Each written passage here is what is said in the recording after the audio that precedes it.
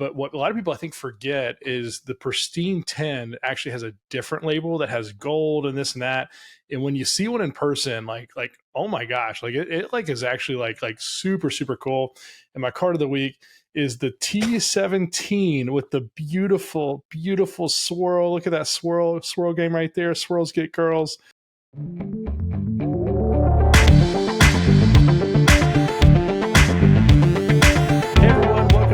NextGen TCG Podcast, Episode 6. I'm your co-host, Jim Pokemon, and we also have Nick, Tetra Ninja, with us today. And we're so excited to jump in this week's episode. Got a few market trends for you.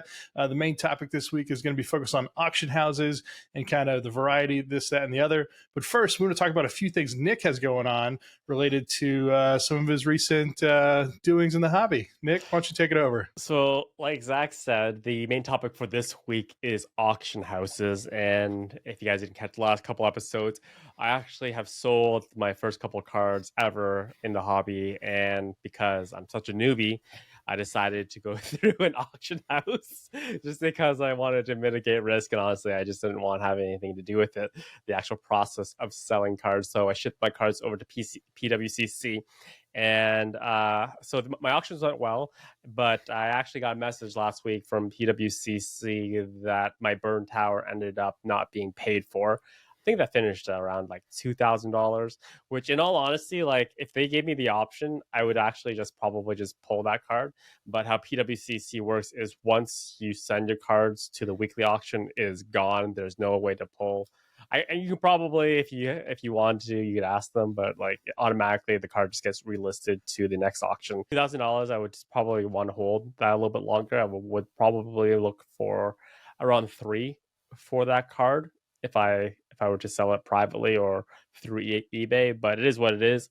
So hopefully you'll see it in the next auction. If you're wondering why is it back up, it did go unpaid for. I'm still waiting to. I think we're coming up to the day where I can actually get paid out for that last auction block, which was the majority of the money. So it'll be nice getting that in the bank account to pay for my dad's watch, and we'll keep moving on from there. But we actually have some other stuff.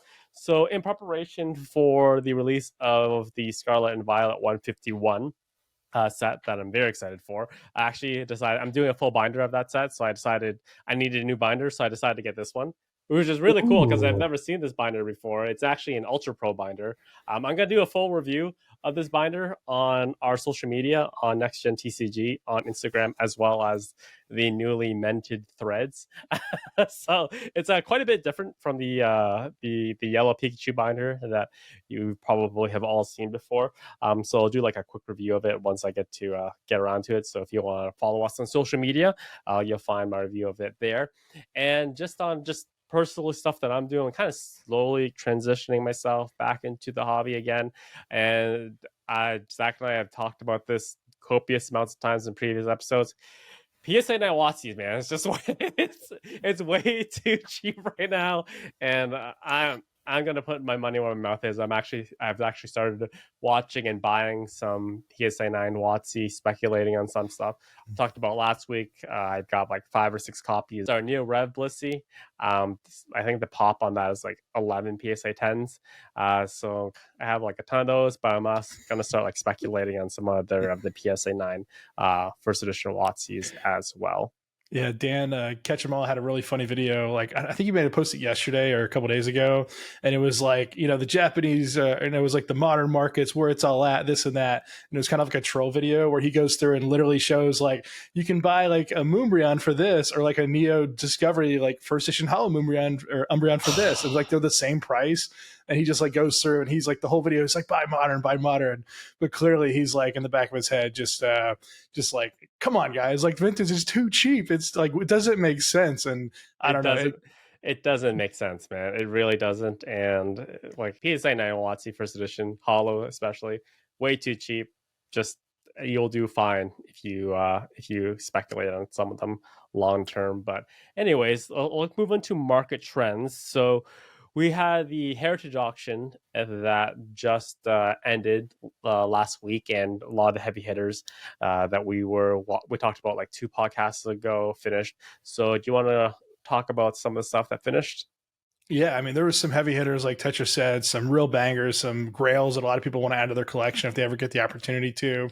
And surprisingly, like I went through kind of the auction and had a really good chance to talk to some of the guys at Heritage back during Card Party, got a sense for where they thought that things were going to end. And then a lot of us kind of privately talked about where we thought things were going to end. And I thought the showing was pretty strong when you think when all things considered. So the Trophy Kang actually went for what I thought my minimum price was going to be, and $175,000. Again, this is like a grail card for a lot of people. I remember back in the day, people used to always try to trade Trophy Kang for Charizard, and for whatever reason, those two prices seem pretty 1-to-1. And that first edition PSA 10 Charizard is around that 200K price. So Trophy Kang being around 175K is actually pretty fair. I thought this could have gone a little bit higher, especially with as hot as the Japanese market's been. I thought maybe it could have hit 225 or even 250, but that 175 is kind of like the minimum, in my opinion. The number 2 trainer, really the 101 card that you see where it actually has the face of someone on the card. Like Tetra, like imagine your face being on a Pokemon card. Like it's the only one out there. That one for 130. No one would want that card. No one would want the card with my face on it.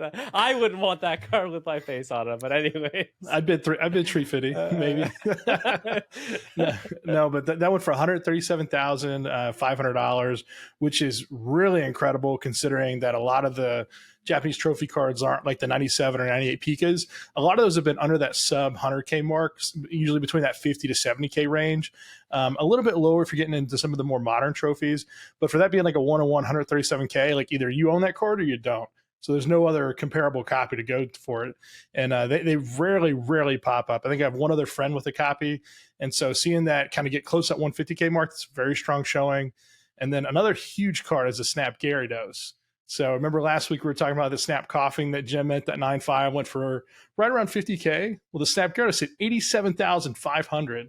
And so kind of between the, well, not really, but what it is between the Coughing and the Pika. So the Pika being like one of the most desirable, really the only one that's ever surfaced. The Snap Gyarados has multiple copies that are out there. A few of them are already in people's collections. But to get a Gem copy to go for almost $90,000, I think that's a really strong showing.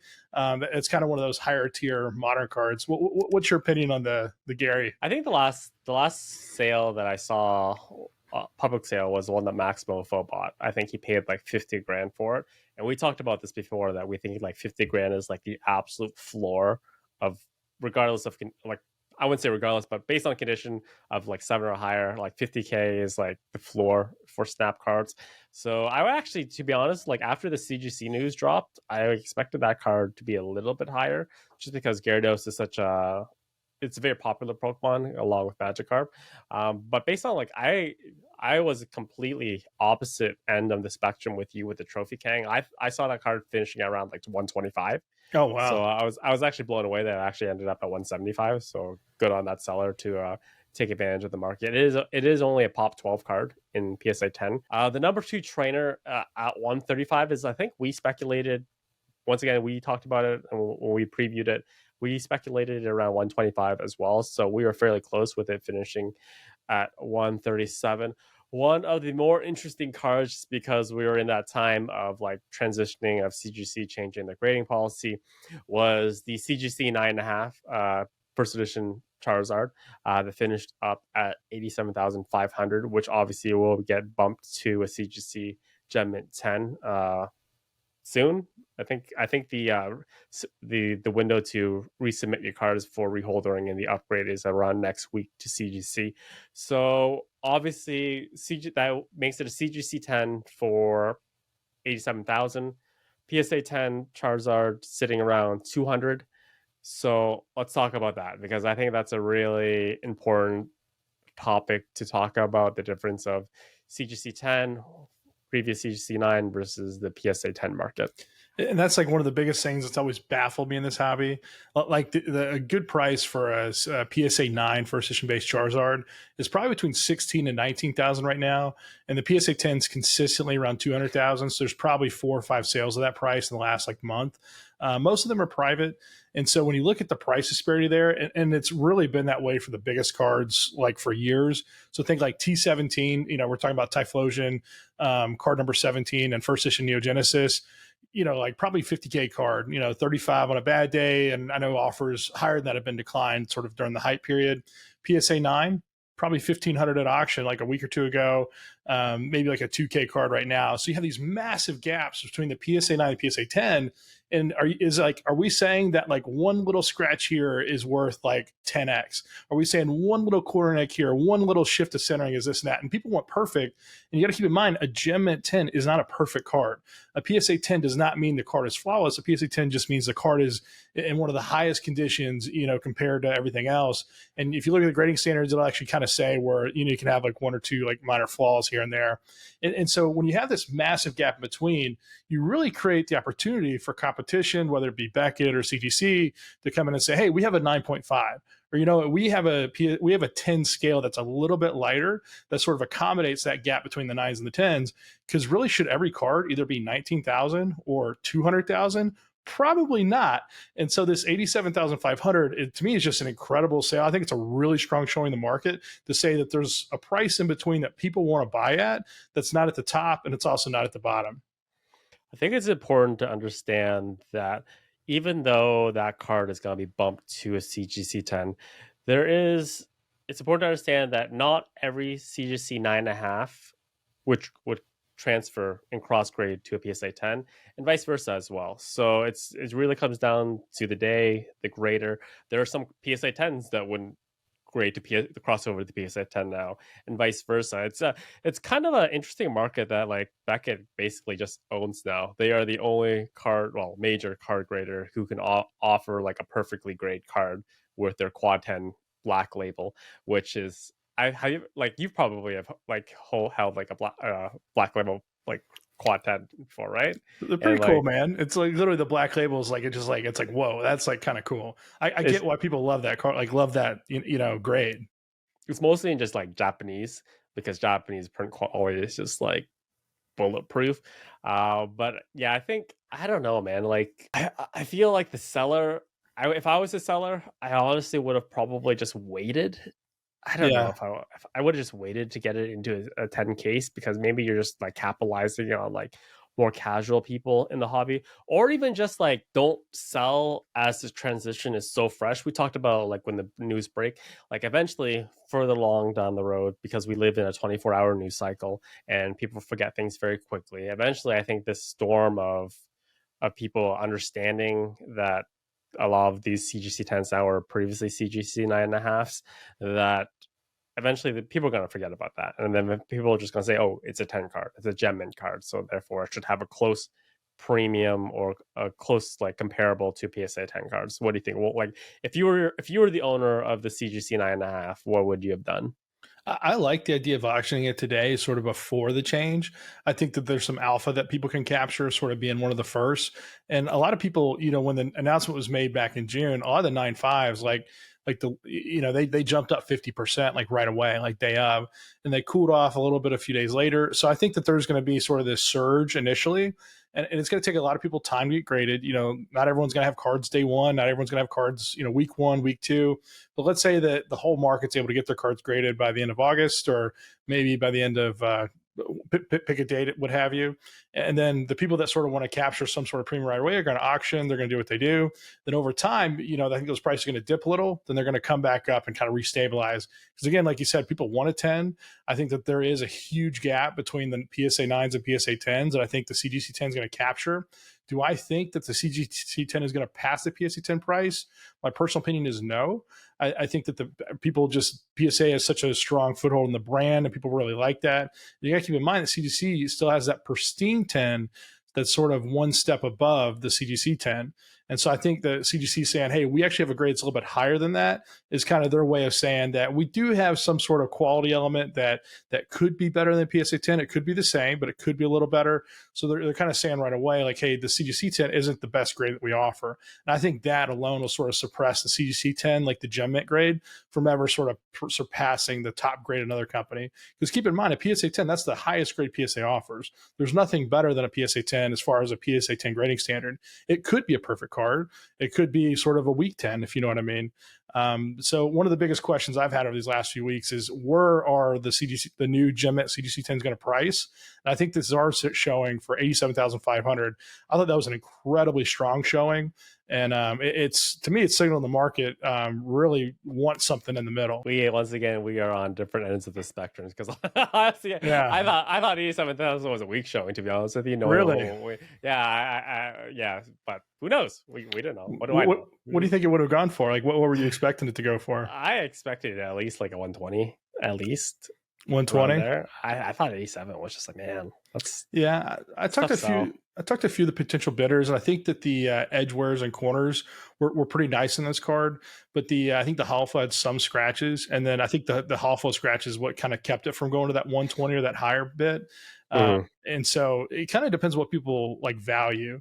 So some people really like a card that's well centered. Some people would rather have a card that's a little off center but has perfect corners and edges. And so it's like, what are you willing to give on when you're looking for a card quality, card condition? Give me a good looking front, and I will take a ugly looking back. You're a front guy. I don't I'm know, a front man. guy. I kind of like a good back. If you know what I mean? Okay, all right. So another thing, and just in terms of like those heritage auctions, we talked about like, so PSA 10 Trophy Kang, beautiful card. PSA pop of 12, but then we have CGC 8.5, right? Mm-hmm. Number 2 trainer, literally a 1-of-1 card, like Yeah. like 1-of-1 card. So the Trophy Kang does far better than the number 2 trainer. Why? I'm gonna offer my opinion. The Trophy Kang is just a more aesthetically good looking card, and obviously it's also in a 10 case. So you could have Pokemon who are just not like, we talk about cross collectors, people who are not really into the hobby, just trying to buy the best of the best. And I personally myself, I find it a more visually appealing card than having a person's face on it. But you can't. Rarity is such an important aspect of this hobby, and you literally cannot beat 1-to-1 plus whatever other extra copies are flowing out there. But they haven't surfaced yet. But at this moment, we say a 1-to-1 card, so it's literally the one ring at this point. So if you were to like contrast those two cards, what are your thoughts on that? I think there's a few kind of key points to throw out there. You know, why is Illustrator $1 million card? You know, there's 39 plus copies of that, probably maybe 50 or less, you know, given the extras. And so why does the 1-1 card not go for more than the Illustrator? And it's like, well, you have that desirability, that rarity, the fact that it was a parent-child tournament, the fact it's a beautiful card, it's a pink card. When you hold it in person, there's not really much like it. It does have sort of this sort of following that has been around for a number of years of people that always chase Trophy Kangs and that have wanted that in their collection. It's been a grail of chase for people for a while. Some people like the idea of a 1-on-1 card. It's not necessarily attainable for everyone. I think the grade matters less for the 1-on-1 card. I think this could have been a 6 or a 9 or a 10. I think it's still hitting near the same price every single time. But not everyone wants a card with someone else's picture on it. It's, you know, the guy who's pictured on the card, he won that at that tournament. That's sort of symbolic of his and of him and his achievement. This and that is, it may not be as desirable for maybe that one person. Whereas I'd rather have like a 97 Pika or 98 Pika, or even like the Mewtwo sort of super secret battle where you have like the black Mewtwo kind of just in the shadows right there. I think that's a super sick card. And while there are more of those than this card, it just, I think not everyone is seeing it as desirable, even though it is that 1-on-1 card. Yeah, those two cards, like the Trophy Kang and I think it was the number 3 Pika, are definitely my two biggest regrets that I didn't pick up when I was like really entrenched into the hobby. They were both available around like 30K at the Yeah. time, and I really like, looking back now, man. I know everyone has like regrets in this hobby, but like, man, I really should have just like sold some stuff at that time just so I could have picked them up at 30K, because not just for the monetary aspect, but like some like the Trophy King is like a beautiful card. It's like such a fantastic looking card, and in terms of like eye appeal of like Pikachu collectors, the number three trophy Pika is like absolutely adorable. So it's another regret that those two cards are my biggest regrets. But we'll save our biggest regrets and past selling stuff for another day, because we probably both have a lot of them. So let's move on to trying to clarify our position on sealed modern, because last week we talked about it. Like if you were like have lots of capital and you were trying to think of ways to invest in the hobby, we kind of both alluded to the fact that we would probably stay clear of sealed modern product, and we would probably would want to do other things with our money. This led to a very spirited debate in the last video where one of the members was basically saying, well, basically we had like a terrible take because if you look at like box prices, basically from any box that's ever released, and once they're done printing, the price will always go up, which is true. We're not here to argue the fact with that. Eventually, with overtime, box prices increase generally. But the question that we kind of like want to talk about is like, why are you here in this hobby? Are you here to just pure numbers, bottom of the ledger mentality of just trying to increase the amount of money that you're going to make over time with very little input? So it's just like, I'm going to put $10,000 into Scarlet and Violet 151. That's it. Stay out of the hobby. Just let it sit there on a pallet for a couple of years. Or are you wanting like revolving capital so you can purchase other things that interest you as well? So let's get your take on it, and then we'll kind of continue that conversation. Yeah, I saw a little bit of the debate in the comment section, kind of going back and forth, and I went back and listened to what we said, or at least what I said, sort of about the modern. And I think if you follow the words like in order, and some of them maybe I wasn't as clear or what have you, but I still stand by that position, I guess you could say. And the challenge is we're in this world where you're in 2020, 2021, where everything just shoots up, and it's like, oh my gosh, things are crazy, things are good, things are always doing well. You know, if the set's hot, it never goes down. Well, what we're trying to showcase here is basically there's been points over time, you know, whether it be like mid 2005 or 2006, where you get jungle and fossil boxes for $30 each, or whether, you know, the Steam Siege was crashed, or I forgot the other set that sort of crashed as well too, where, you know, I had trouble selling 36-pack lots for $55. I mean, there was a time that happened. And Paldea Evolved, you think MSRP was like 140, like you can go on eBay and buy that for 75 or 80. And so the point that I was really trying to make is essentially, if you can buy things at distributor prices, you know, buying and sit on modern makes sense. You know, you're getting at the lowest cost that's basically available, assuming you're buying a volume. And so I think that makes sense if you want to buy and sit on modern. But if you're buying it sort of at a higher price point than that, my main point is that over time, let's say, when I say over time, I'm talking about the last 10 years, basically, you know, a year or two out, there's different points during that first 1 or 2 years that you could still buy that box pretty close to when it was at release. Now, given the last 2 years are kind of an anomaly, but seeing Paldea Evolve come back to 75, come back to 80, it's showing that cycle of the market where the market's saying, hey, we don't really think the set's as hot, or maybe there's a lot more hits, so we don't really value it as much. The chase cards are easier to get. And you're kind of seeing that point where anyone that bought 1,000 boxes of Paldea Evolve is kind of like, I'm probably underwater on it, this, that, or what have you. And so all I'm saying is that, let's say this set came out in June. You know, if you were to wait 6 months or a year and you could still buy Paldea Evolve for $100, $120, let's say it's $120 a year from now, I think it's better to buy it a year from now at 120 and kind of do other things in between and then sit on it for when it goes to 300, 400, 500 and like 5 to 8 years or 10 years or what have you, than it is to spend all that, to spend $90 a box or $100 a box today. And then a year from now, you've only gained $20 a box. So all I'm saying is that first 2 years, you could probably wait a little bit to buy your modern position. Not necessarily buy it at release, but buy it a little bit later, unless you have distributor prices and you're already getting way ahead of the curve. Does that make sense? Is that a little bit more clear? Yeah, it comes.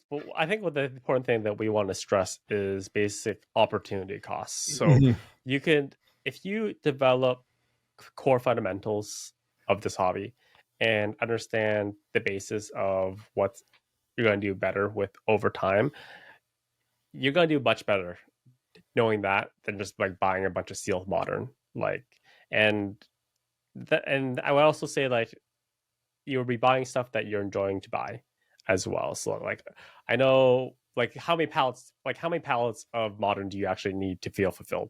Like, you know what I mean?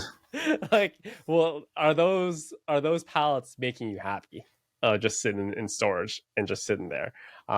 Whereas if you were just to buy some graded or some raw or what have you, trophy Kangs, that will elicit more feelings and more emotion and more connection to this hobby, and make you a better person in the hobby in general as well. The more you learn, the more you know, or the less you know, the more you want to continue to learn, and the more that you're going to be able to make wise purchasing decisions, regardless of where you are in terms of position. So that's kind of other things we want to talk about as well, is just like what Zach was talking about, how like you could buy like this, you could buy this set like now or a year for basically same price, maybe like $10 more. But then you also have like the problems with reprints. Set gets too hot, box gets too hot, Pokemon will shut that down immediately, do reprints to death. And you also have to like understand, like, no matter how much, if you're just a person, no matter how much money that you're putting into sealed product, there are card shops out there who are literally sitting on pallets and pallets of modern. So basics laws of economic supply and demand. Who's going to do better long term? And like, if you sell for one thing and then it gets you a certain price, and then like a bunch of other slot gets flooded into the market, and these people are getting like distributor prices, not paying taxes.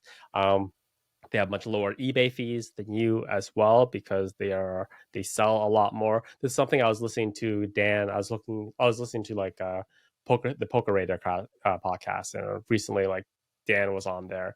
Got to catch them all, and he's just kind of like, there's such a strategic advantage if you are literally buying pallets and pallets, and you're like a top end eBay seller. Your fees are so much lower as well. You gain distributor prices, and right now it's hard to get like, I think like getting like a distributor now is like very difficult, or like getting on the distributor list, right? Is near impossible. I went and checked out a collection near the Nashville area on Saturday, and the guy was like, "Oh yeah, my wife's uncle used to own, XYZ like distributor, and it was like, I think it was like Southern Hobby, which is like one of the main ones." And he just said the wait list is so long for that basically you just can't get in, because they can't even allocate the people that are there today. But the one thing you're talking about earlier is like a TPT, which is that you can have the sales tax sort of waived. And so if you're a store, you're doing this and that, and they can not pay sales tax because their goal is to resell in the future. It's like a reseller's thing. Then that kind of, that creates another competitive advantage. When you ship a lot of things, you can get discounted shipping, competitive advantage. You have a ton of boxes, you don't have to go out and buy a box when you ship, competitive advantage. And it's like, are you shipping priority mail? Are you shipping, like first class mail? It's like, there's all these little things that can kind of create the business for you. And I think a lot of people like the idea of buying modern sealed because it is a little bit more passive, because, I can spend $5,000 on a new set or $10,000 on a set. I get all this, I put it away, I'm gonna forget about it for 5 years. We get storage costs for those 5 years. Do you have a massive house and a big room you can forget about it? Do you have a storage unit that you're paying, $80 to $200 a month? And so it's like, you have all these little things that chip away. eBay fees, unless you have discounted fees, are probably 12% or so. And when you look at sort of beginning and end, like, unless you're buying for 50 and selling for 150, like it's so hard to do it. And the best way to make the most money on modern is to literally be as active as you can. And so, are you breaking down the product? Are you selling singles on a live stream? Are you, opening and figure out the playable cards and selling them in place that's a 4 for $4.95 a piece? Or, are you grading the house? And you can do all these things that everyone's doing, like Danny Phantom and, Squeaks Game World, and some of these guys that are just super active in the hobby and do all these things. But again, that's their full-time job. Do they enjoy it as much as the casual player that kind of pops in and is just kind of here just to enjoy a little bit? And so I think Tetra said earlier, what's your goal? Is your goal to make the most money? Is your goal to enjoy the hobby, have the feeling? Do you just want to buy modern and forget about it? Or do you really want to try to maximize the value? Because if you do, you might have to change your day job. We also have to factor in the intoxication tax, because yeah, when you, especially if you're storing the sealed product in your house, like there's one day, you just have too many mojitos and you come back home and you just feel like opening product, and we call that the intoxication tax. All right, leading this week's main topic, we're going to talk about auction houses and why do you use an auction house? Why not sell something yourself on eBay or go on Facebook groups, or, just maybe throw up a yard sale and sell your Pokemon cards to anyone in your neighborhood? Why do you use an auction house to sell your cards? So there's a lot of different ins and outs. You going to say something? Man, I was just thinking about like the aspect of like actually going to a yard sale and finding desirable Pokemon cards. That would be like my dream come true. It would never happen in a million years. You get like a bunch of like unlimited if you're maybe base 2 stuff now. But maybe knowing you, you probably would still be excited because there's a chance you're going to find some error cards in Of, there. of course. But that's just like my dream come true of just like going to a yard sale and finding decent Pokemon cards. But anyways, I was talking to a friend earlier today, and he said he went to a small card show in New Jersey, and it was like kind of, it almost felt like a hotel room, like that kind of small. And he said that there was a guy there with like BGS 10, like the Poncho Picas and this and that, and it was like a set, and I think the guy ended up making a deal in like the mid like 5-figure range or something. And it's like, imagine going to a yard sale and seeing like some $10,000 like grading cards, thinking you're gonna hit your target market, this and that. So I mean, I think it's a really interesting topic when you do talk about auction houses. So a lot of times I go to card shows and I go, travel around to do things. Most of those opportunities for me are buying opportunities, because your target audience, the person that you're going to sell that niche card to or that mainstream card to, you want to try to hit the widest audience you can when it comes time to sell a card. So typically the best place to sell is usually eBay. Now, there are a couple auction houses that have like, more specific audiences, this and that, or maybe they have a premier auction where they advertise it for a month. And eBay, I think they're developing their sort of their card platform a little bit more. You can see they're giving it much more time and attention over the years. But really, when you use an auction house, you want to try to hit the widest audience you can, at the hope that your preferred buyer, wherever they may be in the world, whether they're in the US, Europe, Asia, like wherever that buyer may be, you want to catch their attention, and you want to get all those interested buyers, and you want them to bid on that card right away. And so when you do auction a card, you are saying like, hey, like I want this to go to the highest bidder. You're no longer saying, hey, I'm gonna do a $500 buy it now, and I'm not gonna sell it till it's $500. It's worth $500. It takes 10 years. I'm gonna get that $500. Well, when you do an auction, you're basically saying, I want cash today. You're forcing a sale. You're forcing the market to say, what is this worth? And I want you to pay me for that today. So auctioning that card for $400, is that better than waiting 5 years to get $500 today?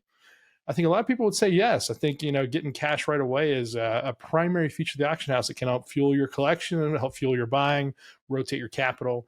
And the more you rotate your capital, the probably the stronger the position you're going to be in. So there's also, with auction houses, there's everything in life. There's taxes and there's fees, and there's a chunk that goes to someone else. So I didn't negotiate my last auction at all with PWCC. I just did the flat 20% buyer's premium. But I have to keep in mind, like everything in this life is negotiable. If you have like some heavy hitting cards that generally will bring more eyes to PWC's auction, you can negotiate like a fee. It won't be like 1%, like PWCC eBay fees. But if you there's everything in this life is negotiable from basically my 36 years on this planet that I have learned. So also like another reason why I use auction houses is just like you're like people like me who are inexperienced sellers. They just don't want to have the trouble of trying to negotiate as well as ship, the liability issues. Also, you have people who like want to do like shady stuff, like undeclare stuff, which leaves you just completely unprotected in terms of insurance and liability. But also, Zack talked about like kind of like forcing the sale, because you're letting the market to tell you what the card's worth. It's also in terms of forcing the sale is that people like buyers, although it's a bad example because we talked about at the beginning of that podcast of how my burn tower went unpaid for, people are generally less incentivized or less willing to screw around with these auction houses. So I'll give you an example of like when I've retracted a bid before from a PWCC auction when they were on eBay, because I was kind of like new into the hobby at the time. So this is kind of goes in part of our bidding strategies, how we talk about like we bid once, we bid once. That's how I do it. I set a number in my head. I'm just bidding once. I'm not going to go through the song and dance of like going through like multiple bids. So what happened was I was bidding on, I think it was a first edition Neo Discovery Umbreon. Beautiful card, one of the best Umbreons in the entire hobby. Holophile on PWCC. So I set like a decent bid, like probably halfway through the auction when PWCC was on eBay at the time. And then I just saw some jackass, man, just like minimal bid all the way to my to my max, and then he just stopped. I was like you just like, it just angered me so much. I was like, I don't want any part of this auction anymore. I'm just gonna track my bid, just because he like bid above me by the minimum, and then I was like, this guy's gotta like retract his bid, and then I just didn't like how the entire auction played out, and then I retracted my bid, and then I get very angry email from PWCC saying, "Why? Like, can you care to explain why you retracted your bid?" I basically told them the story, and I think at that point they were like seriously contemplating like banning my account from like previous auctions. Tetris banned? You're gonna get banned from PWCC? Oh my gosh! Yeah. I think they were threatening it. And I think they were like seriously considering banning my eBay account from participating for the PWCC auction, which is a big deal back in the day. But they decided against it. But yeah, it's just you don't want to mess with these auction houses. Do you have like any stories of like people not paying that you want to share, and just like kind of like the fallout of it? Yeah, I mean, one kind of quick thing I'd tell you for the PWCC thing when they're on eBay is like string bidding, which is what you're talking about, just like a series of small bids to reveal another bidder's sort of high bid. That's against their policy at PWCC, at least back when they were on eBay. So if you would have said, well, I was getting string bid up to reveal my max and it showed my max, that's why I retracted my bid, they probably would have been okay with that. Especially when you see someone bidding like 99 or like 49 or something to just get just close enough to where they're not going to go over. So if I'm doing an aggressive bid, I do like 51 or like 202 or something just over that next hurdle. It's where it's like, okay, if you win, like I've won auctions before where I bid like $100 and 1 penny, and the second highest bid is like $100, and I'm like, got him, And so, I mean, it happens, man, it does. But if someone bids like 99.99, I'm like, okay, well, they didn't want to win the auction, like that's like they're just trying to get you up to that point, and that's, to me, that's always super frustrating. But I'm there with you when I feel like something bad's happening in an auction. Like, what are we bidding on? We're bidding on trading cards, guys. It's a collectible. We're doing it for fun. It's enjoyable. Like, there's no card you have to have that's like life or death. So sometimes when I feel like I'm getting taken advantage of, like, you just have to respect yourself and your morals, your ethics, your values a little more.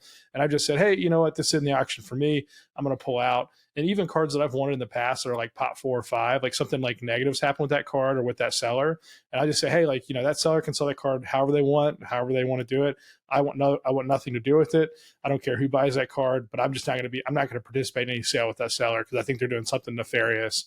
And so that does happen from time to time. You have to make that call yourself. But at the end of the day, just like how there's a life, all aspects of life, in hobby, the workplace, there are just some dinks out there who just want you to spend as much money as you possibly can just because they feel like some sort of gratification of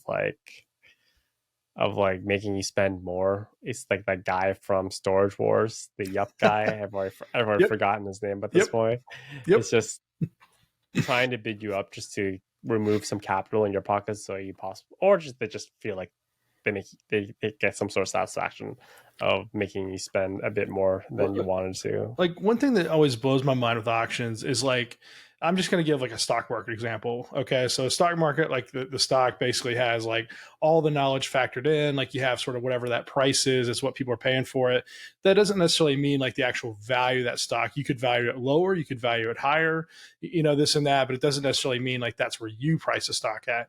And so the same thing with like Pokemon cards is, you see like all these buy nows, you have no sales, and an auction forces a sale. And there's so many people that will pay a price based on a number, but it has no relation to like the value of a card. It's like I've seen so many cards that are like buy now 600, buy now 700, buy now 750, no sales for 2 years. An auction pops up and that card goes for 550, or sometimes it goes for $100 or whatever have you somewhere in the middle. And it's like I feel like there's so many times that an auction is just like a price point rather than an actual value. Sometimes people are smart and you actually get the real value here and there, and then you kind of stabilize the price, you have more sales, and it's like, okay, I know a no symbol PSA 9 is probably between $80 and $120 in today's market, somewhere in that range. Whereas I feel like there's so many times when you force a sale, when you have that auction, people are like, well, either I pay $600 and buy it now, or I can bid this one up to $600 and get this one maybe for a little bit less. And it's like, is that card worth $600 or is that a $400 card? And the Mhm. challenge is when you get some stubborn sellers that are like, I'm not selling this for anything less than 600. I'll wait it out for 2 years or 10 years, what have you. And then I'll offer that guy like $400. Like I'm talking like the Picasso 10 that I was trying to buy, that Japanese promo like a couple months ago. And then I think I ended up winning at auction, PWCC for like 300 or 350. And so it's like I was willing to pay more than the market valued it, but I just wasn't willing to pick a price and just go with it. It's like you have this disparity between like the way certain things price and what the actual value of certain things are. And that auction sort of forces the market to tell you, what is this thing going to go for? Yeah, I'm always very bearish on being the first to put my hand up for something that's new. I like I when I buy a card, I usually watch a card for like a minimum 3 to 4 auctions before I actually put my hand up and say, okay, I'm in this now. Mm-hmm. Just because I don't want to jump in, I don't want to buy into the hype like we talked about so many times already with Japanese promos and stuff like that. And if I like and then like let's just say like the second card was like the cheapest one, and then at the fourth one the kind of market bumps, I'm okay with paying a little bit more. I just don't want to be like at the very top end, but I don't want to be at the very bottom. And anywhere in the middle is always a safe bet. It's just how I generally approach me buying, unless I'm dealing with Zach and I just give him $1 Or offer, and then $40 for Japanese base hollows PSA 10, and I'm like, please give me 50, good sir, please give me 50. Here's my soup cup, and you're like 40. Deal with it. No garlic bread. Yeah, think about that meme. Okay, so just kind of shifting gears a little here. When you think about different auction houses and where to send cards, I mean, I get these questions all the time, at least a couple times a day. You have a card you want to sell. How do you sell it? Where do you go through? And I always say, if you're inexperienced, what have you, eBay is going to give you the most reach. It's going to be the best sort of widest sort of thing. If you're not as active in the hobby, or you don't buy and sell regularly, I would highly recommend you find someone with a name or a brand or some sort of service and go through them. So like a few good examples, TCA Gaming, Rusty, he is a service. I think it is $20 minimum per card. Z&G, they're doing all kinds of volume out of Arizona. They hired a team of like 5 people, and they're pushing things pretty good. They do have some minimums in there as well too. And then you have Pristine, 123. Rick, he's got this sort of massive operation where he's just shoving things through constantly. They can get cards listed in a day or two, 7-day auction, but they don't necessarily have the best customer service. So if you're someone who needs updates or this or that, or kind of where things are happening, they really just kind of auction cards and send them on through.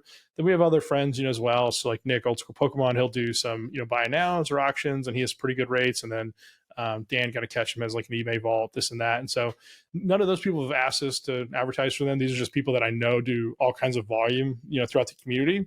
And then who do you use? Kind of depends on what card you have, or, what sort of tier you're looking to hit, this and that. And then sometimes it makes sense to use an auction house that's not eBay. So like PWCC is good for all kinds of volume if you have a vault, or if you're an international seller and you kind of want to figure out your import customs fees, or you want to figure out some sort of way to push things through. So I could send like 500 cards with PWCC, then schedule them out 50 cards per weekly auction, or do buy it nows, so you kind of have a range. But I think PWCC is really good for that mid-tier volume.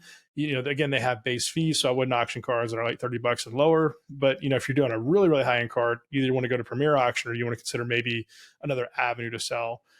Rare Candy is great for Japanese. They've been crushing it on the Japanese front. We're talking like PSA 8, 9, 10, some CGC kind of mid-tier. A lot of the Japanese stuff's been doing really, really well on Rare Candy. I've actually sent a couple hundred graded Japanese cards through them that performed better than expected. And then you have Heritage, another auction platform, just ha.com. Crazy to have a domain that's that short. They're great for really high end, and then also some promo items here and there. I love buying my world stuff from there, the merch. They have some really unique items that come through. And I'm always really surprised at sort of the depth that Heritage has come through their auction house. But again, they're more like Sotheby's. They're more of like a long time established platform where they just have art dealers, they have comic books, they have this sort of wide range. And so they get a lot of bidders kind of from all different sort of verticals. And so the person buying your Pokemon from Heritage, that might be their first time looking at Pokemon, that when they actually bid on that auction. Golden's another platform that's doing a lot of volume. They're really growing. They partner with collectors with PSA. So there's a partnership where you get your cards graded with PSA. You can actually send them through Golden and auction there, where they can either kind of help you with the grading fees, or they'll just take them off the auction piece. So there's like flexibility there. But I feel like I've been talking for a while, and there's so many other avenues to go through. Yeah, I think the important thing to understand is like there is a tier I think that we should establish of when you should be sending your cards to these major auction houses. Like I'd say like anything below $50, probably not the best idea to send these cards to these major auction houses like PWCC. But because what they focus on is the one major things that these people offer is publicity, advertisement, and reach. But yet they understand that these people, like companies like PWCC, aren't going to advertise your $50 card. It's not going to happen. They are going to advertise the stuff that's going to bring them the most eyes to their auctions. So popular species, I would say at least probably a minimum. I don't see any cards advertised that on their socials that's below a $2,000 price point. But as well, you have to also understand like you can also like when you send your collection in, there's also other benefits of just sending your collection into BWC and just like having it sit in their vault because you can leverage cash advances so you can buy future things as well.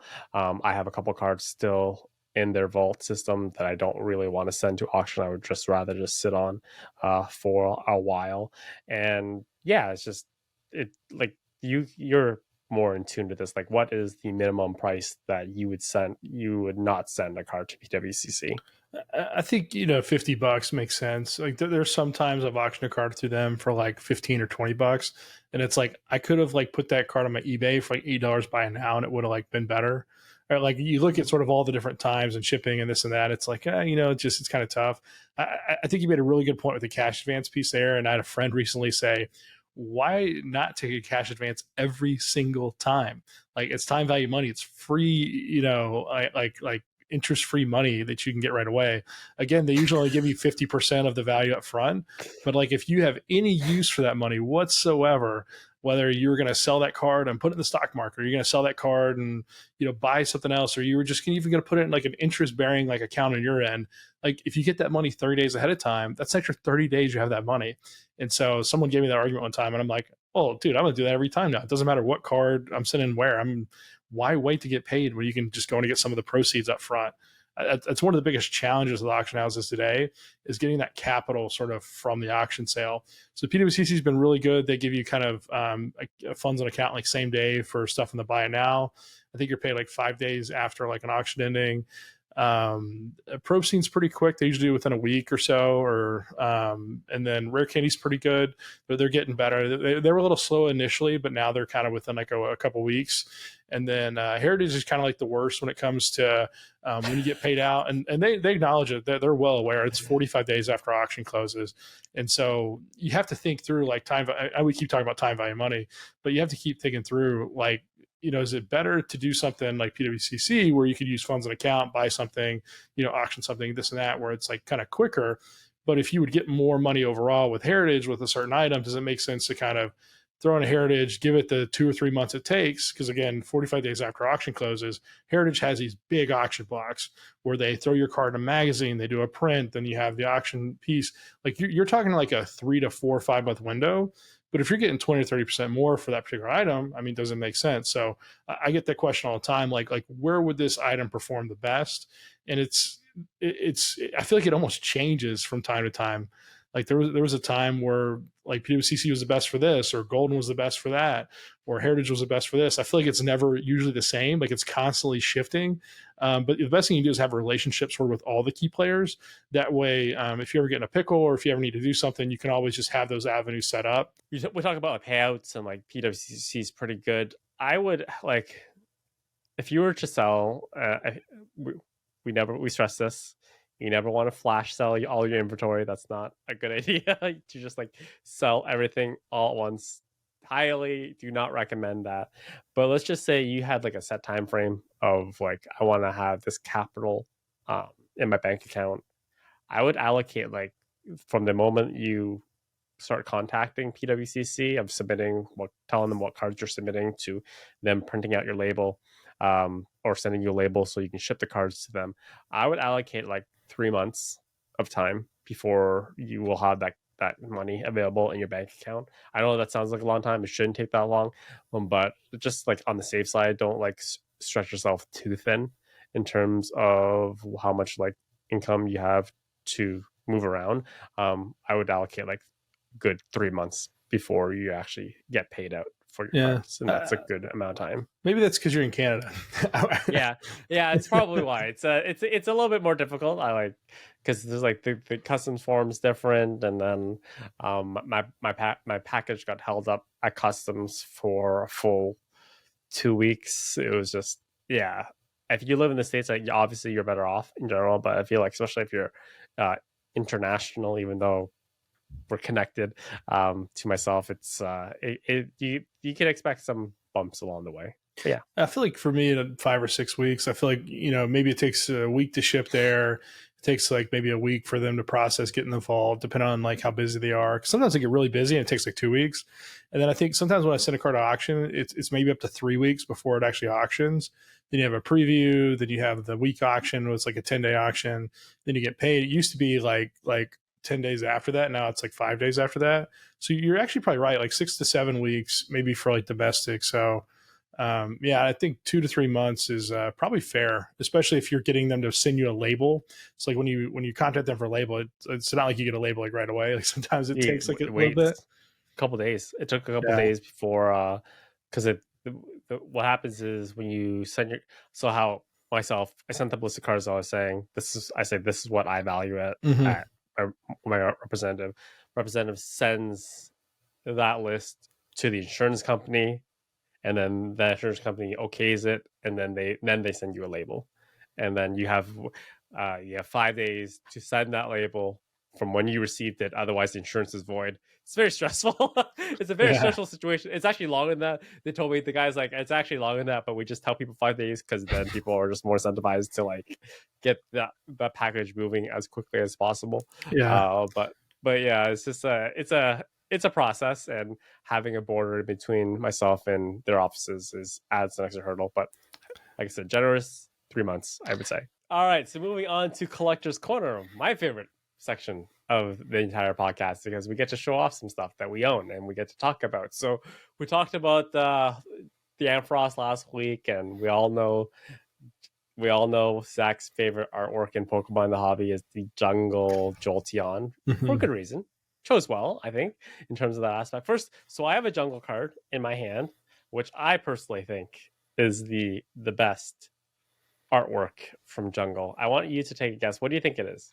No, based on what you know of me, what do you think I chose as the best artwork in Jungle? Best artwork from Jungle. Oh my gosh. I feel like you're gonna say like Flareon, but I also think you like some of the grass types. So I feel like you may say like Scyther or Pinsir or something, because I feel like that comes up a lot in our conversation. Okay, you can't choose that many. You gotta choose one. Okay, I'm gonna go with Scyther. That's what I'm gonna say. You're gonna go with Scyther? All right. It is. Oh, it's Pidgeot. Oh my gosh. Oh my gosh. This is my favorite. There's some good artwork in Jungle. The Vaporeon, the Flareon, very iconic artwork, but for some reason something hits different about the Pidgeot. It looks very cool, but also at the same time it also looks like it could be like a lower back tattoo for like a middle-aged, like 40-year-old woman. Oh my god! Like I saw this on like a lower back of a middle-aged woman, and I'm just like, okay, it kind of has like that wing effect, like the butterflies, lower back tattoos that we always constantly see. But there's something about this artwork that really gets to me. It is my favorite artwork from Jungle, and there's something about this label too that bothers me. Like, I don't know if you look at this label, what do you notice about this label? It's got the PSA lighthouse symbol, and it's a 2/7 cert. No, look closer. First edition hollow, 1999 Jungle, card number Gem Mint. What? I mean, it says everything it's supposed to, right? I don't know. What is it? Is the first edition like different? Like the E's capitalized? The first edition is lowercase on the S and the T, which you have no idea how much it bothers me.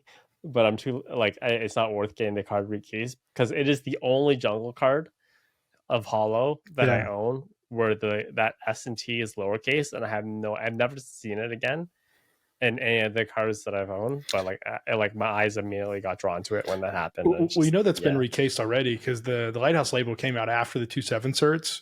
Yeah. So someone like already recased that. So it probably changed when they recased it. Very basic.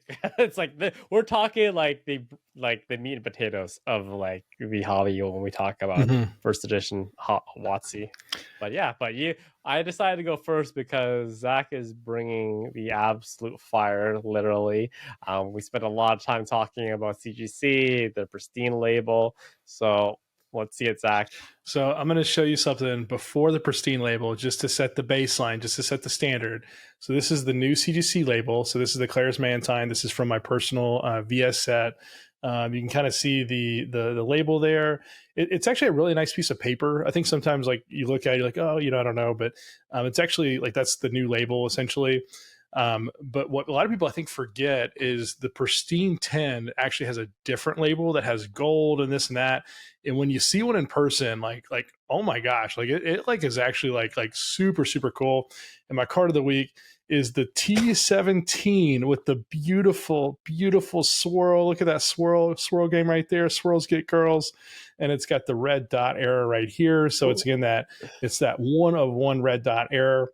And when you look at that label right here, like I kid you not, the gold is like raised a little bit. It's like embossed and it's like textured. And like when you see this in person, it is so, so cool. And again, just side by side, like you can see kind of it's like a plain flat label, just piece of paper. And this being raised is like I think people are going to want these Pristine 10s. Like, I mean, just the card and the label itself, I think they're going to price higher than PSA 10s. That's just my 2 cents. Like, I think when people see this, they're going to want it. That's my opinion. T17 Typhlosions with gold labels. This Yeah. man bringing. What do you know? What like the last sale was of a T17 Typhlosion? Man, it had to be private, and like I had my values for T17 PSA 10 between 35 to 50, and then I was talking to a friend like literally like a month or two ago, and he said he turned down 75K privately for a PSA 10. Again, not a public sale, not something that happened, but like it's someone that I trust that like would have given me good information. And I was like, why didn't you take 75K? Like you should have. That's such a crazy price. Like take that like right away. But again, like I don't have an extra one to sell. And I bought this card sort of before I bought it after the announcement was made that the labels are going to change, but I bought it before the actual, like you could actually send it in to get changed. And so I got this very, very recently, and it's actually the first pristine sort of gem mint copy of the red dot error that I own. So those of you guys may be aware, I got the first PSA 10 T17 ever graded, got it from Pokemon Master 556 long time ago, paid like $175 for it. And then because it's been such a hard card to grade in PSA 10, I never actually picked up the red dot error after that. So this is literally the first red dot error that I have. $175 for PSA 10 was a stretch back in the day, right? That was almost double market, man. That was like almost double what anyone else was willing to pay. That's what it took to make that deal happen. I'm doing this card this week because of the CGC announcement, and then everyone able to see it now. And then I just want to show that here and there. But next week I've got another cool card for you, but you'll have to wait till next week. Is it an air card? Is it an air card? Does the sun shine during the day? Is it cold at night? I mean, well, if I'm living in the Arctic, it's night all half the year, so I don't know. Are we in love with Pokemon? I think these are all. Yes, I guess so. All right. All right, so to finish off the podcast, we have the Ask Nick and Zack section where we take your viewer questions from all the places that can be found: social media, YouTube videos. If you guys have a viewer question and you want to answer on the podcast, you can leave it wherever you're watching this video or whatever post you're watching. The ones that get posted a little bit earlier to the release of the podcast will be answered in priority. We can't always get to all. We actually have a lot of questions this week. Last week we had one question and then we kind of made up our own, but we actually got a lot of questions this week. So sorry we couldn't get to them all. Just re-ask your question again, and then we will try to get back to it next week. So the first question we have is from a David LYV1. What is an aspect of the hobby that you feel is not talked about enough / underappreciated?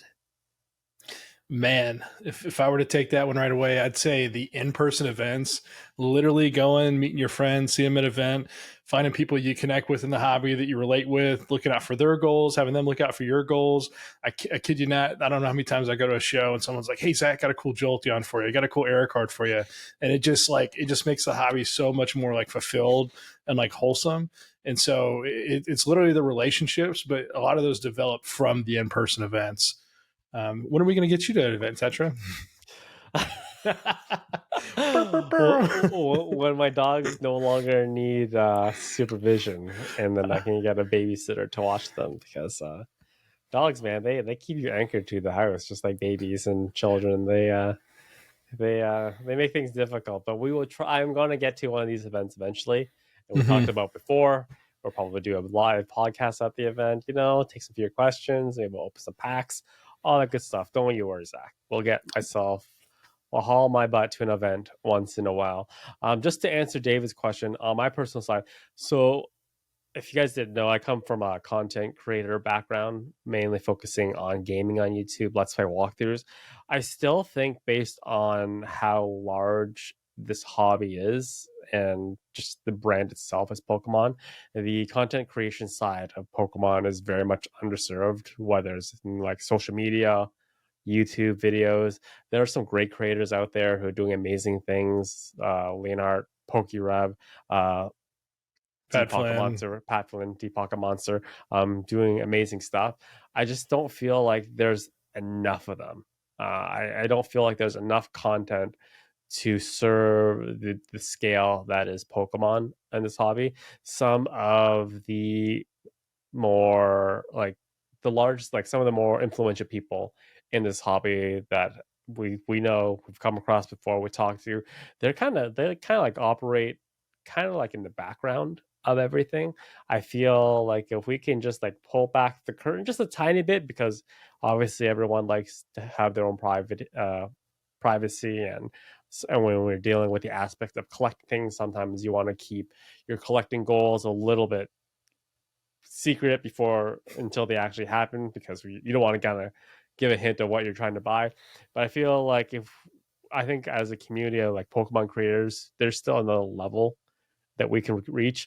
That's why we're kind of trying to do this as a podcast. Bring you guys consistent content, but there's like a whole another level in terms of production quality, storytelling, narrative, that I feel like is still really underserved. And if we can find a way to like work together to make the content better, and the quality of the content better, I think that overall will just make the hobby a better place to be. Yeah. Got to give a thumbs up, like, and subscribe if you think Tetra's making this podcast super high quality already, because he's already blowing me out of the water, man. I'm so lucky to work with you, man. Thanks, buddy. It was just trying to just like taking my limited. I'm not a professional editor. All the stuff that you're watching, how this video edited, is all self-taught stuff.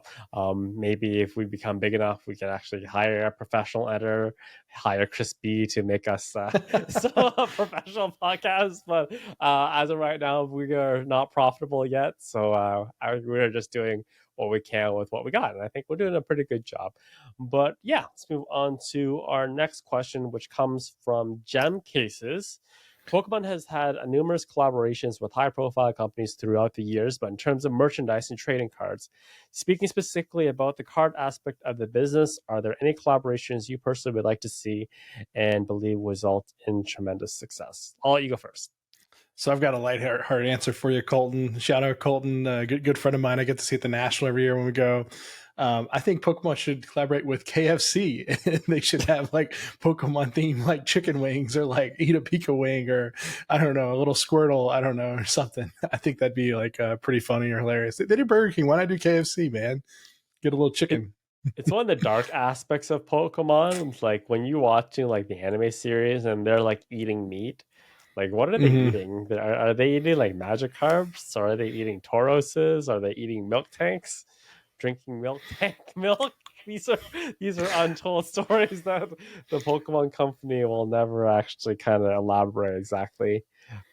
How is the sausage made in the Pokemon world? Where does the meat come from? But little Wagyu. The little Wagyu. Give me that high end Tauros meat, man. Give it a high end roast meat. All right. So to answer Gem Case's question, I don't think that the Pokemon, like I said in the previous question, Pokemon's so big, the number one media company of media franchise in the entire world. When you're number one, you don't need to work with anyone else. You just have to plan your business strategy a little bit better. In particular with the TCG, I talked about this before. There's, I think, like even if like the English side would just like adopt just like just a fraction of how they do Pokemon card distribution in Japan with limited events, promos, Lord of the Rings one of one cards, that would be like that would like literally break the hobby. And like I said in the previous episode, that's like a marketing strategy that has already been designed for you. Like they just need to do Pokemon just needs to kind of move away from the aspect of pushing as many pallets out there as they possibly can to serve the TCG market, and really just focus on trying to cater a little bit, just a tiny bit more into the creator aspect of the hobby, because not everyone plays the TCG, and not everyone, but also then there's TCG, but every TCG person has to be some sort of collector in some sort of way, right? You have to own the cards to be a collector. You have to actually have the cards. So my long-winded answer is they just need to do better in-house of what they do. They don't need anyone to rely on to make the brand even better. Man, I was not expecting that. I was like, all right, is it going to be Harry Potter? Is it going to be like No. Lord of the Rings? I mean, Magic did Lord of the Rings and they crushed it. It's like, why can't Pika have the one ring to rule them all? Exactly. So there's already a Pika ring, but yeah, it's true. There's many of those. But anyways, so we'll go to the next question here with David Simpson 5259. I've been pricing together a complete unlimited base jungle fossil all the way through to Neo Discovery. Congrats, man. That's pretty good. It's a lot of cards put together. And I'm about to be finished. But lately, I feel like I should sell it off and pick up a couple graded WotC cards. WotC Hollows using the money. What would you do in my position? So, David, what I would do is I would literally write down my collecting goals. Like what are you trying to achieve? What are your 1 year, 3 year, 5 year goals? And then, do you have the extra funds to kind of put everything together? And so if your goal is to consolidate and get a few high grade WotC Hollows, I think that's the way to go. I think that's a really good decision. I find over the years having less of cards and more high quality cards is better than having 100 sort of like low value cards. Case in point, I found a Dragonair I really liked. I bought 100 copies of it for like 20 cents each. And then it's like, now I got 100 copies of Dragonair, when if I would have bought like one PSA 10 for probably the same price, I probably would have enjoyed it like a little bit more. And so it's easier to move higher grade stuff. Usually it holds the value a little bit better as well too. If you need to price that stuff, Tetra and I were talking earlier, like, you could always go to TCG Player or eBay to kind of figure out what everything's worth, or look at, last sold if you're trying to figure out condition, this or that. But, you can always throw in an auction on eBay to see what the market values it at if you're trying to figure out like kind of the core value. But if you're trying to shift your collection and get just something you like, if that's what you want, go for it. Collecting isn't an exact science. There's not like a perfect way to do things. It's okay to change your collection. It's okay to switch things in and out. You may go back and find out you like the binder copies better and switch back. So, just do what your heart desires, and just make sure you're enjoying along the way. I'll exact recommendation there of like, I would like make a list of like in my collection of cards that are absolute keeps that like if I sold, I would instantly regret selling. And then I would probably, and again, just repurchase. So once you nail down that list, and then all the other cards become, bad way to say this, but more expendable, and then you have a better idea of how much you exactly have left in inventory to fund a future buy. And like we've talked about numerous times before, WotC, man. WotC is, if you're trying to buy like WotC Hollows now is the good time. So we talked about last week, there was like a PSA 9 first edition Hollow Magneton on that finished at like $600. Packs for first edition bases go for like $5,000 now, $5-6,000 for a heavy pack. And then I saw ZNG Emporium, there's like a PSA 9 Poliwrath for $1,000. You with packs, the numbers don't make any sense. With packs being $5,000, and you can pick up like one of the core fundamental cards of the entire hobby in already graded sub 1,000. It's now is the time to like just stockpile on WotC PSA 9 if that's your jam. If that's I'm assuming since he's collected a lot most of if your collection has been primarily just like WotC anyways, then that's probably something that you'd be interested in. But yeah, but Zach, follow Zach's advice. He knows more about this than I do. Tetra's pretty good too. I like Tetra. Right. The next question here, the Watermelon 41. My girlfriend and I are just getting collecting, and we get a ton of trade anxiety when we're looking through people's binders and they're looking through ours. Oh man, do I know the feeling? And do you have any tips regarding that fear when you're trying to make a bad trade? You'll regret walking away once it's gone. That is called FOMO, man. All right. So before we begin the actual trading aspect, I would have so much, not the fact that I thought I was going to get ripped off.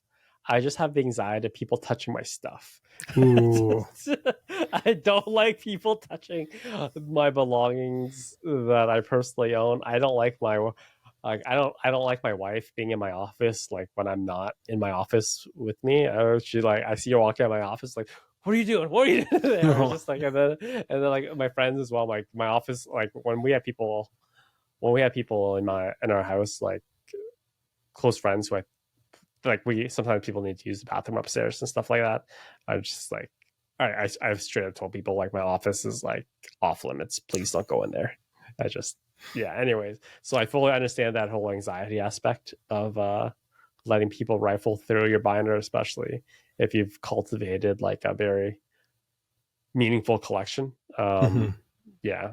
So yeah, anyways, you can answer this question. I'd always say just ask permission before you take any cards out. Hey, can I take this out? Can I look at it? And even when you take it out, hey, can I take it out of the sleeve? Look at condition. Some people handle cards a little rough. And I've seen some younger people do that more than older. Not trying to be biased here or there, but I do see people kind of fly through. They're looking for playable cards, and if you have a binder that's full of mint cards, I mean, you do want to protect it. I mean, it took a lot of hard work to get there. You probably opened a lot of packs, or you're probably really particular about condition. I know some people really look for great cards. The key piece of advice I'd give you, Watermelon, is you don't have to make a trade. There's a lot of times I get in the moment and you just want to make something happen. You feel the pressure, the social, you wanted something to happen because you're at an event, you want some action. And then you kind of go home. You're like, why did I even want to do that? Like you just did it for the sake of doing a deal. And so like one sort of test I always like to do is if you're in the moment and you're about to make a trade, you got your pile and you got their pile. If you look at both piles, which pile would you rather have? If you'd rather have the pile you have, keep your cards. If you'd rather have the pile they have, do the trade. And then if you need kind of a few objective tests, you could always look at TCG Player, figure out the prices of cards, figure out what they're actually worth. And keep in mind we talked earlier about value versus price. And so TCG Player may price both these piles the same, but if you want one pile more than the other, that might tell you the value of those cards may be a little different. And never feel pressure to do a trade just for sake of doing a trade. You can always walk away, take a breather. There's a lot of times I'll be talking to people trying to do a deal, and I can tell that they have anxiety. I can tell they're sweating. I can tell that they're just a little under pressure. And I'll say, hey, just go take a lap. Just go walk around, come back, take a breather. Like you always want to be comfortable in the trades you do. You always want everyone to be, committed and positive. And you don't want people to do a trade with you and walk away like, man, I just got screwed over. Man, that was a bad deal. You want people to reference you. You want to be referenceable, and you want people to come back. You want to keep the hobby positive. So never feel pressure. Just you can always say no, and just remember you have that right, that ability. Or you can just be a good guy, Pat Flynn, and just get fleeced on tons of deals. I watched I watched one of his finished a set in 48 hours videos, and he's just getting he's literally just giving away cards just to make people happy, which I assume he's just a nice guy. But it's just if you're that in stage of life and you have disposable income, you just want to make people happy, and then the hobby will welcome you because you're here for all the good reasons. That's very special. I love Pat. Next question comes from B Castro. How do you safely store graded slabs in a safety deposit box? Are you not worried about excess moisture and humidity? So how I do it is I do a Ziploc bag with silica gel. So a large Ziploc. It has to be a freezer bag though, because freezer bags do a better job. They're a bit thicker. They have a higher gauge. You can get the Ziploc ones in 3 packs from Costco, and then so I throw them in there because the problem. My ideal thing would be to use an actual hard case for some odd reason, just because I think it may be more secure. But because in most cases, like security boxes are like very long metal containers, so it's sometimes hard to get like a box or like a Tupperware box in there. I recently actually got up, so story time. I was on wait. I have my security boxes. There's like different sizes based on the vault, and then I was like waitlisted literally 3 years. But not wait like not really waitlisted because they didn't do a waitlist. I was just like occasionally calling in like every couple of months to like check, is the big box available? Is the big box available? Is the big box? Yeah. It just costs no, no, no, no, no. I almost felt like I should have slipped like one of the tellers like $100 or something. Say, listen, when a box becomes available to you, you give me a call and let me know. But I didn't do that. I literally just kept calling periodically. So, so I have big boxes now and I have small boxes now. But anyways, long story short, to fit the cards like correctly in the box, you can't use a case, so you have to use like silica, like a Ziploc bag, and then I throw silica gel in there. Just I use these special ones that they when you get them, they come in like the gel themselves are like purple color, and over time, eventually, once they lose their ability to grab moisture, they change colors to a very faint light pink. And that's when you know you should flip them out. I'm really bad because when I jumped out of the hobby, I went like 3 years without visiting my security boxes whatsoever.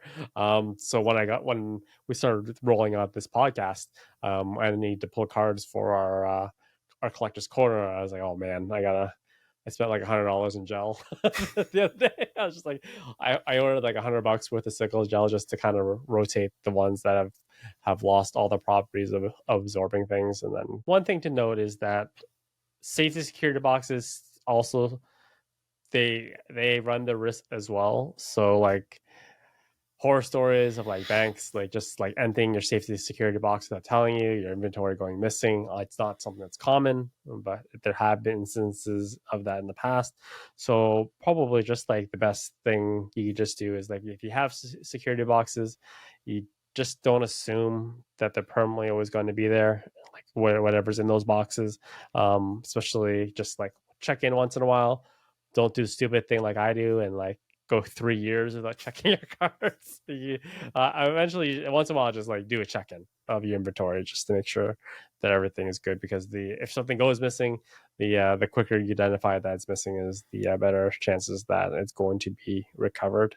I love everything you said, man. Check on them periodically. I think one thing I struggle with is whether or not to fill them too much. Like I'm constantly like teasing myself on like how full should the box be. And I have a decent bit of boxes, so it's and spread out across different like locations and stuff. And so it's easy just to fill it to the brim and okay, there you go. But then it's like okay, well, I try to find places that do keep the door open normally. How tight are the seals? Like can air get in? Can air get out? And so I try to think through all those factors as well. And like Tetra said with the little beads, the little gels and stuff, that does help as far as just the moisturizer, keeping it like at a reasonable level. But when you have your safety deposit box, do you have like a certain level you like to fill it to? Or I mean, I'm assuming you don't want to fill it top to bottom like the whole way through. 3/4. There's a price point of cards that I don't want to reveal that go into the safety security boxes. But like it's just I definitely don't want to fill entire box. It's one of those things in the hobby. It just like boggles my mind is like the things that people cheap out on. Just we spent thousands and tens of thousands of dollars on cardboard, and people like cheap out on the most ludicrous things. Like when I was like really when I was doing like sets, like full sets of cards, I was buying like $200 Pelican cases, just because they're like virtually like indestructible. They're like military grade, and people are like, ah. Nick, that's completely overkill for like these set cards that you're putting in boxes, and like a lot of people were just using like cardboard, like those Lions boxes that Lions everyone good. uses, Lions Goods boxes. That's like, dude, that does not do it for me, man. Like, I guess if you were like putting like PSA 9s in there, that'd be fine. But like, oh my gosh, shots fired. But like, like PSA 10 cards that like have a historical value, like. Just like invest in you put so much money in the cards, put some capital into protecting your cards. All right, we'll save storage for a future topic. How about that? we'll talk about that later. So our last question from Dr. Mint, I love that name. Where do you guys get your info on collecting events? I never know where to find information on events like Worlds, Collecticon, etc. So if you don't know where to get info, usually the best thing to do is to join a community like a Discord or a sort of a community that has a lot of that event info, and then they'll kind of tell you kind of where, here, there, everywhere. And so like for Collecticon, I know, go to collecticonusa.com. Like that's the website. For Worlds, there's a Worlds website on Pokemon, .com, World section. They have the Pokemon Center link, all this and that. There's all kinds of Comic Cons, like New York Comic Con, San Diego Comic Con. There's Gen Con, that's a crazy event. There's all kinds of events in between that get artists that you wouldn't even know about. Like Yukamori was at a signing event that wasn't related to any Collecticon or any other events. The Pokemon regionals, you just know that the ones run by Overlord Games usually will have some sort of Japanese artist they're signing. The ones not run by Overlord Games usually don't. But all this info comes from other collectors in the community. They come from friends. They come from, the E4 Discord, or, there's like 50 other Discords you could join that literally have this info. And so the best way to find all this stuff is just get engaged in the hobby, find people that think similarly to you, that want to go to events, connect with them. People ping me all the time, like, hey, you going to Kansas City Collecticon this weekend? And it's like, yeah, I'll be there. Are you going to? And so it's like you have to like stay engaged to figure all this stuff out. And there's going to be someone that creates another event in the future, like Pat Flynn did with Card Party. How do we find out about that? We all connect with friends and told people. And there was a lot of people. I said, hey, you got to come to Card Party. It looks really cool. It's like, how'd you find out about it? It's like, oh, I follow Deep Pocket Monster. That's literally how I got the info. And so by being engaged and kind of joining the different communities, whether it's Facebook, Instagram, Discord, that's the best way to figure everything out. My short and shameless promotional answer is just keep watching us, because we'll tell you when these events are. Zack's travel all the time. He'll tell you where he's going. So you just keep watching the podcast, and you'll learn of all the future events that are coming up. And with that, brings us to the close of episode 6 of the NextGen TCG podcast. It was a good episode. We have lots of stuff planned, lots of planning in the background. When we were closing in 500 subs, which is exciting, still getting more viewers than our subs, which is great. I appreciate everyone supporting. If you guys want to support us, we said in the last episode, if you want to support the channel, support the podcast, best thing you do, just share it with someone who you think would be interested in. And our next major goal after 500 will be 1,000 subscribers. And then when we get to 1,000 subscribers, what we're going to do is planning a second episode of the week where we'll do interviews with members of the community, some major people that have expressed interest in being in the hobby. A lot of people on the podcast, a lot of people you guys probably already know. So that is kind of like our next goal after we hit our 500. And once we hit 1,000, we'll start producing more regular content other than just the podcast. So yeah, help us get there. Share the podcast. I'm excited. If you want to be a guest, feel free to reach out to myself or Tetra. And then if you do want to hop on, we're going to make sure you have a good mic set up. So we want to make sure that everyone listening can hear you in the same high quality. Tetra's got standards, man. We got to hit those standards. Thank you guys for the support. I'll let Zack final words. What you got? Episode 6 in the books. Here we go. Keep it going, baby. All right. See you guys next week. Probably like boiling in Nashville, right? I'd live at Tootsie's, I think. You live at Tootsie's? Have you been to Tootsie's? No, it's just it's like the famous bar that I always hear people going to. But it's a dangerous place. You got to be careful when you're there. I never want to say that, but it's like in my head, I'm always like, oh, okay, you'll go to Tootsie's. Okay, you want to have that kind of night, man? Okay.